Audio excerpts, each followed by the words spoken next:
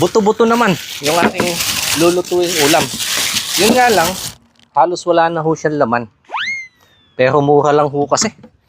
10 baht, isang piraso. You know, masarap pa rin naman ng sabaw niyan kapag ito po ay napakuluan.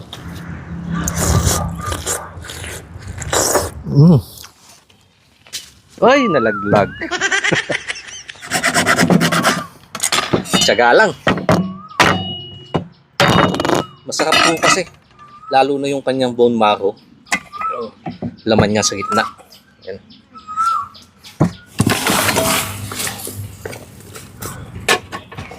Kapag naglalaga po ako, tinatapon ko yung unang kulo. Matanggal yung bula. Malinis naman po yung kanyang sabaw. Papalatan ko na lang po yan ng patis. Kasama ng paminta at saka pork cubes sa lasa. Kadyos po, dala ko pa nung umuwi kami ng Pinas. 2 dakot, tipid-tipid lang. At saka sa ganyan laga, ito po yung masarap na gamiting kabuti. Ganyang klase. Ilagay ko na din po itong kadyos para sumama na sa pagpapalambot. At saka itong kabuti para kumapit na yung lasa. Sibuyas at saka siling panigang. Ilagay ko na din ho itong repolyo para half cook lang.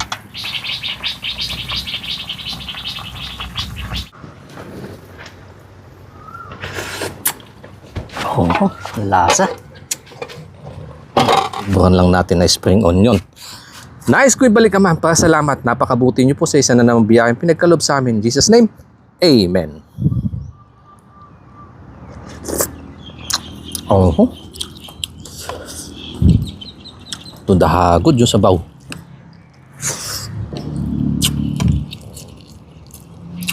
Nakakabuhay ng pakiramdam.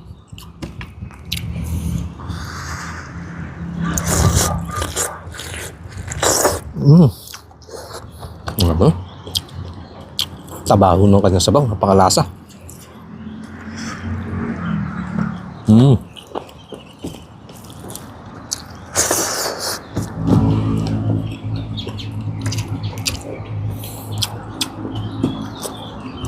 Nabako na ho itong mga buto-buto.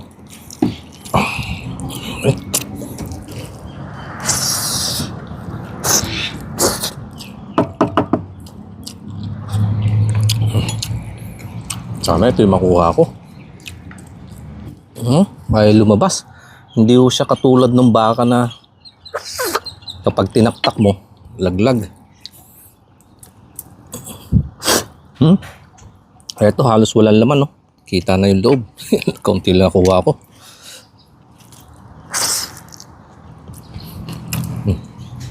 Dito na lang po tayo.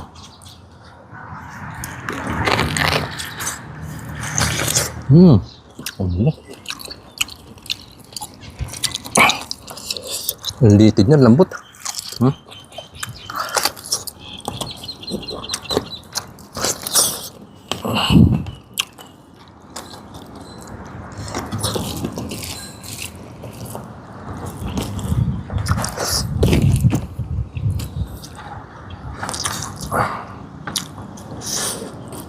Nakaka-juice.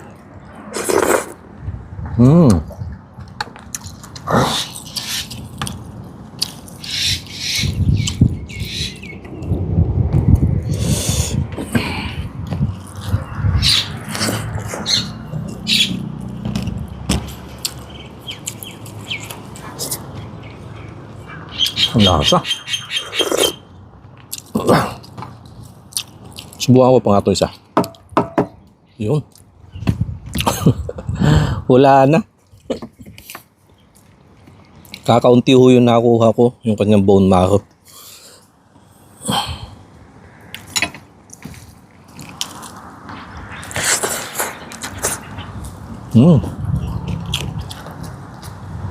Sayang, napakalasa pa naman.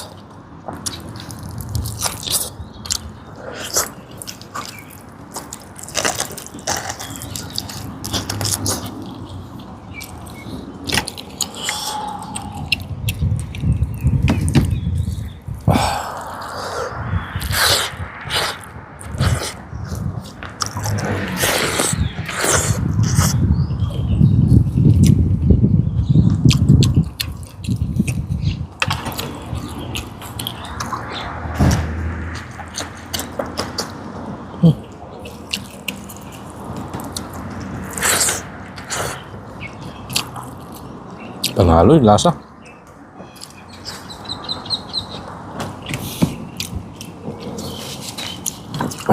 Bitin.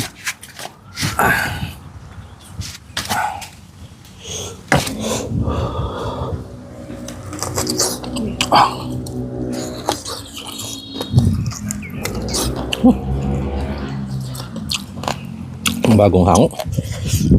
Mayroon pa.